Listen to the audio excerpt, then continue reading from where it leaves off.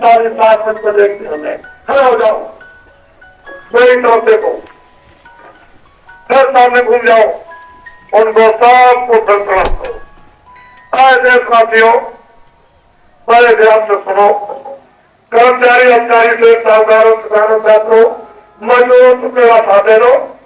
जिस तरह से तुमने 39 सालों में उन लोगों का साथ दिया ये कहकर जब हमारा काम हो जाएगा, किसान हमारा काम, हमारी गरीबी दूर हो जाएगी, ये अल्पसंख्यक और तमाम अनुसूचित जातियों के जो दान दिए हैं उनके बीच में हम घूम करके आ रहे, किस तरह से रोते और करते हैं वो हमको मालूम है। हम सबसे मिलते जुलते रहते हैं और हम पूछते रहते हैं, लेकिन वो किसी की कोई सुनवाई नहीं।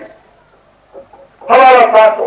39 सालों में आपने उन लोगों का साथ दिया और खंडों में अपनी बुद्धि का आपने दान और खैरात किया। बुद्धि दान के बराबर कोई भी दान नहीं। किसी को मतदान कहते हैं, किसी को बुद्धि दान कहते हैं। जो आपने बुद्धि का दान दिया उससे आपने क्या किया है कि आपने अपनी बुद्धि के दान को लेकर और बेफर्जी में, अज्ञानता में आपने राजा बना दिया। और जो राजा बनने बड़े बड़े अत्याचार और बड़े बड़े पाप किए और पाप करने के बाद वो सारा का सारा वो बोझा पाप का तुम्हारे सिर पर, और तुमने जो पाप किया है उससे भी तुम भोगना। आगे बड़ी तकलीफ, बड़ा हाहाकार, बड़ा कोराम और धर्मा आगे बचने वाला है। खड़े हो जाओ। किताबों में लिखा हुआ है कि आगे कुरान का जब समय आएगा तो आसमान से फकीर खुदा के पैगाम को लेकर जमीन पर उतरेगा, सारी इंसान जाति को खुदा का पैगाम सुनाएगा। रामायण में लिखा है जब धर्म लोप हो जाएगा तो महान शक्तियों का प्रादुर्भाव होगा।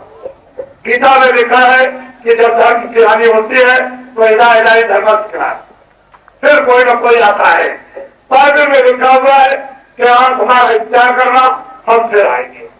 सारी धर्म की पुस्तकें, जितने भी मजहब की पुस्तकें हैं उनमें सब में संकेत मिलता है, लेकिन आपने इसको सबको बुला दिया। मैं आपसे ये पूछना चाहता हूँ और ये बताना चाहता हूँ कि सन 84 में 31 अक्टूबर को भारत के प्रधानमंत्री का सुबह दिल्ली में देहांत हुआ। मैं दिल्ली से 500 किलोमीटर की दूरी पर सुबह प्रातःकाल 8 बजे में ये कार्यक्रम इसी तरह की भीड़ में कर रहा था, तो मुझको जब ये समाचार मिला कि प्रधानमंत्री का दिल्ली में देहांत हो गया तो सबसे ज्यादा दुख और सबसे ज्यादा तकलीफ मुझको हुई। जो प्रधानमंत्री का लड़का था वो तो भाग रहा था, उसकी मां पड़ी थी, पड़ी हुई थी, देहांत हो गया था, लेकिन प्रधानमंत्री का लड़का ये लिफ्टा में और स्वास्थ्य में भाग रहा था कि जल्दी से मेरा सिलेक्ट कर दिया जाए और मुझको प्रधानमंत्री पद पर बैठा दिया जाए। तो जो भी पद अशुद्धि में, सूतक में, कोई भी चीज अच्छा काम सूतक में, अशुद्धि में नहीं किया जाता है।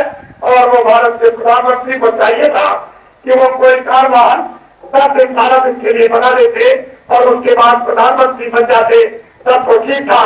लेकिन जो राज्य आपने अशुद्धि में ले लिया है और बात हुई हुई है बिल्कुल, तो कम से कम कितना तो सोचना चाहिए था।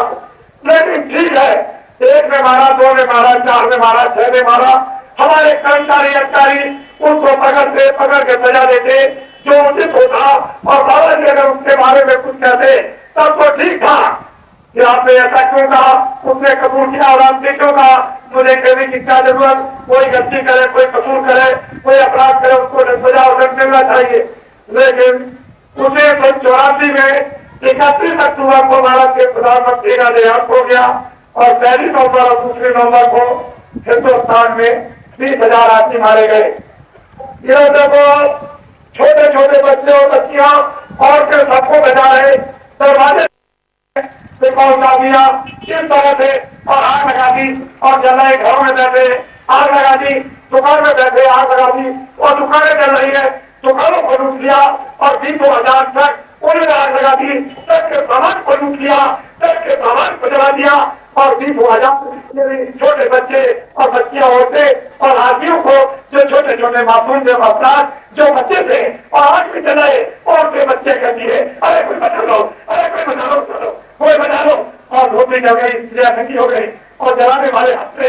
ये काम जलाद भी नहीं करता, ये काम जलाद भी नहीं करता। अब ये बताइए उग्रवादी कौन है और आतंकवादी कौन है और हत्यारा कौन है? ये 2 दिन के